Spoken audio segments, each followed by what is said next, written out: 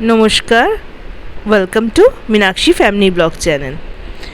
অনেক দিন বাদে আপনাদের কাছে আজ ব্লগ নিয়ে আপনাদের কাছে আসছি, যেখানে কি আজকে ওয়েদারটা খুব খুব ভালো ছিল।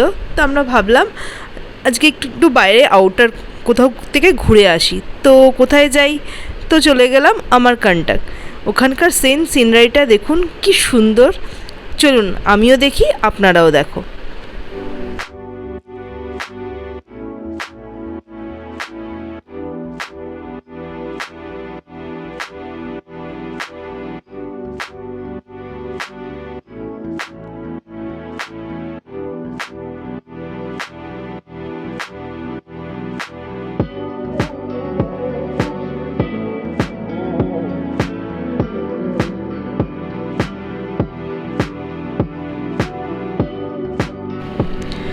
আমরা রাস্তায় যেতে যেতে ভাবলাম চল একটু দাঁড়িয়ে ফটো সেশন করি। তো দাঁড়িয়ে রাস্তার সাইডে দাঁড়ালো নিয়ে এখানে একটা কুটি ছিল, সেখানে বলল যে দেখো এটা হচ্ছে আমার ফার্ম হাউস হবে এখানে। এই নিয়ে অনেকক্ষণ ধরে হাসি মজাক আমরা করলাম। আর আমার বরের একটুখানি হচ্ছে সাইডে দাঁড়াবো, ফটো তুলবো, এই করব, তারপরে রাস্তায় যাব। এই করতে করতে আমাদের অনেক অনেক দেরিও হয়ে গেছিলো আমারকান্টক পৌঁছাতে। ও নিজের পুরো জিনিসটাকে বলেই যাচ্ছিল, আল্লাহ চলো চলো। এরপরে বাবা এলো, বাবা এসে নিয়েও বাবাও নিজের বললো যে হ্যাঁ এখানটা এমনি করে দিচ্ছি, এটা এমনি করে দিচ্ছি। তারপরে আমার ছেলে উনিও এলেন, এসে নিয়ে ও মাস্তি, শুধু পাপা ও আর বাবা মিলে তিনজন মিলে ওরা মাস্তি করলো কিছুক্ষণ। আমাদের তিনটে জেনারেশন, আমার হাজব্যান্ড, ওর বাবা, আবার ওর ছেলে। তারপরে রাস্তায় যেতে যেতে এখানে একটা মারি মাতা বলে একটা মন্দির পড়ে। রাস্তা খুবই ছিল খারাপ, উঁচু নিচু, আমাদেরকে গাড়ি থেকে নেমে যেতে হলো নিয়ে। তারপরে আমরা সেই মায়ের কাছে পৌঁছালাম, কারণ কি গাড়ি খুব পাথর, উঁচু নিচু, গাড়িটা লোড নিচ্ছিল না। তারপরে এটা আমাদের পাশের বাড়ি, আমার ভাবি, এরাও গেছিলো। তো দুটো গাড়িকেই আমরা নামলো, তারপরে ফির আবার বসতে হলো। এই যে কিরণ ভাবি। তারপরে আমরা এসে গেলাম মা মারি মাতার মন্দিরে। এটা একটা রেল লাইনের ধারে হচ্ছে। তো এই মন্দিরেরও একটা খুব বড় কাহিনী আছে, যেটা কি আমি পুরোটা জানি না, ওই জন্য এখন শেয়ার করতে পারছি না আপনাদের সাথে। আমি, আমার শাশুড়ি মা, আমরা রেল লাইন পার করে এই মন্দিরটাতে যেতে হয়। চলুন এবার যাই মন্দিরটা দর্শন করতে, আর আপনারাও আমার সাথে এই মন্দিরের দর্শন করুন।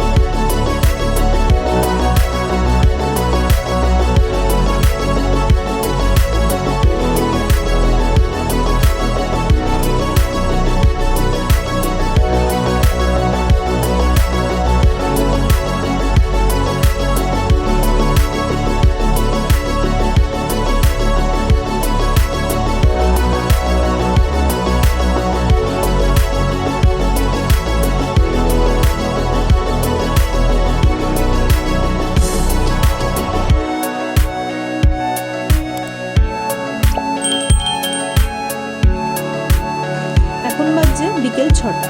আমরা মন্দিরে প্রবেশ করছি। আগে ও, মা, আমার ছেলে।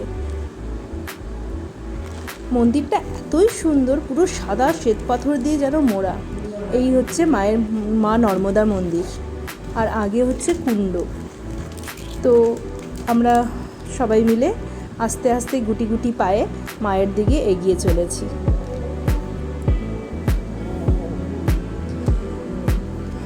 আর এই কিরণ ভাবি, ওনার মা, আমরা সব আস্তে আস্তে হেঁটে হেঁটে, আর ওই সময় ঠিক বৃষ্টিটা নামবে এমনি হচ্ছিল, কিন্তু এত সুন্দর লাগছে ওই জন্য ওই জায়গাটা কি আপনাদেরকে বলে বোঝাতে পারবো না। আপনারা হয়তো ক্যামেরায় বুঝতে পারছেন না।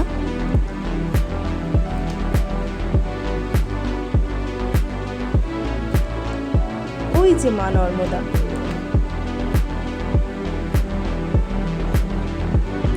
এখানে বাবা কল্যাণ বাবাজিরও আশ্রম আছে।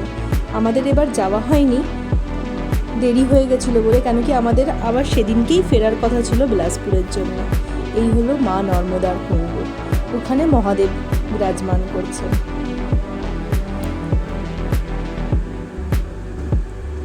এই হচ্ছে মা নর্মদা। হয়তো আমরা ক্যামেরা ভেতরে নিয়ে যেতে পারলাম না, আমার বর আপনাদেরকে বলছিল, কিন্তু ওখানে এত নয়েজ হচ্ছিল আমি শোনাতে পারিনি। এই হচ্ছে মহাদেব, ওখানে জায়গায় জায়গায় মহাদেব রাখা ছিল। তারপরে আমরা পুজো দিয়ে বেরিয়ে মা নর্মদাকে আরতি করা হচ্ছে। মহাদেব ছিলেন, আমার ছেলে, আমার বর। তারপরে আমরা ওখান থেকে সন্ধে হয়ে এসেছিল, আমরা ধীরে ধীরে বাড়ির পথে চলতে শুরু করলাম। এর কিছুটা গল্প আমার বর এবার আপনাদেরকে বলবে, কেন কি আমি অতটা জানি না। নিন শুনুন এবার ওর গলা। হ্যালো বন্ধুরা, এখন অবধি আমার বউ আপনাদের শোনাচ্ছিল এখানকার মহত্বতা। আর এখানকার অনেক প্রাচীন গল্প আছে, অনেক পুরনো গল্প আছে। এখান থেকে মা নর্মদার এটা হলো কুণ্ড, আপনারা যেমন দেখলেন।